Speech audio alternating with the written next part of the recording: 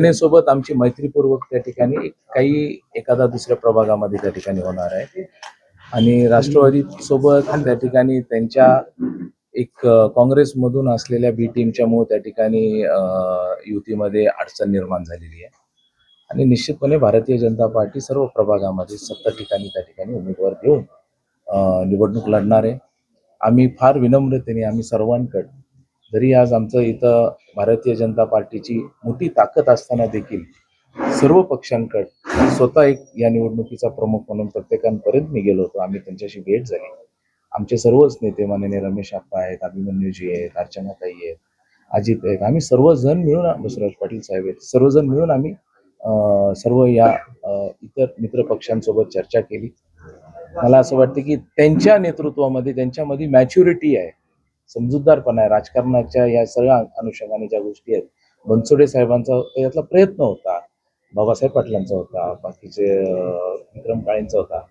पण ज्यावेळेस हे सर्व चित्र पाहिल्यानंतर मी मायासारखं आम्ही ज्यावेळेस एखाद्या बैठकीला बसल्यानंतर एखादा कुणीतरी येऊन सरळ असं जर म्हणतोय, अशी मोठ्या ह्याच्यामध्ये एखाद्याचा अपमान मी असं बोलणार नाही, पण ते एखादा अब्युझिंग असेल, अपमान करण्याच्या मानसिकतेतून असेल, आमची ताकद आहे, आम्ही ताकद दाखवून देऊ असं जर कोणी जर म्हणत असेल, मी फार विनम्रतेने मी सांगितलं त्यांना की आपली राष्ट्रवादीची फार मोठी ताकद आहे.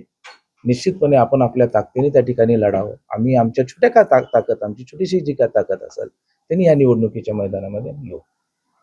भविष्यामध्ये त्यांना गेट ओपन राहतील का? नाही, आमची ह्या जिल्ह्यातली जे नेते आहेत, आम्ही सर्वजण मिळून जे निर्णय करू ते पक्षश्रेष्ठी मान्य टाकणारे जर आले तर पुढे आले परत मिठाचा खडा टाकणारे तर हे तुम्हाला माहिती आहे. आता नाही आले म्हणजे का आले नाही ते भविष्यात देखील घेतले जाणार नाही. झाले असं बोललं जाते. प्रभाग क्रमांक 15 आता प्रभाग 15 हे त्या ठिकाणी भारतीय जनता पार्टीचे आमचे नेते अर्चनाताई, आम्ही आमचं स्वतःचं घर आहे, आम्ही सर्वजण ह्याच प्रभागामध्ये राहतो आणि असं नाही की आमची जागा इथं येत नाहीत. लोकसभेला, विधानसभेला, आत्ताही देखील मागच्या महानगरपालिकेमध्ये सतत भारतीय जनता पार्टी सोबत राहिलेला हे 15, 14, 15, 17, 16 हे सर्व प्रभाग आहेत.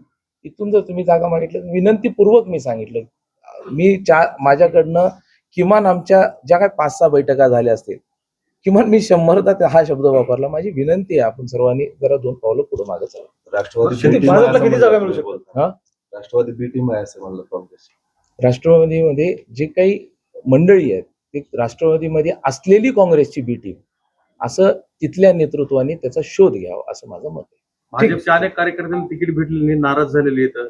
ते म्हणतात की आम्ही एवढे वर्ष पक्षाचं काम करून आम्हाला डावललेलं आहे. मी त्यांना आवर्जून नाही, मी त्या सर्व कार्यकर्त्यांना आवर्जून सांगतो की जर काही असेल ह्याच्यामध्ये पक्षाचा कुठेही, पक्षाने जी काही जी आमची उमेदवारी देण्याची प्रोसेस आहे ही अक्षरशः पारदर्शी प्रोसेस आहे.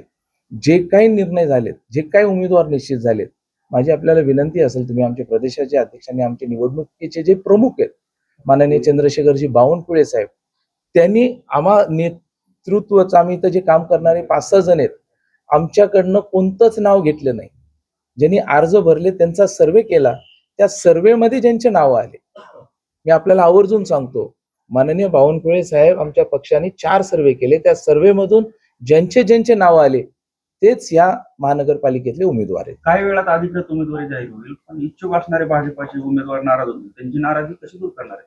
मी त्यांना विनंती करेल की जी काही नाराजगी असेल ती माझ्यावर काढा, पण पक्षावर काढू नका.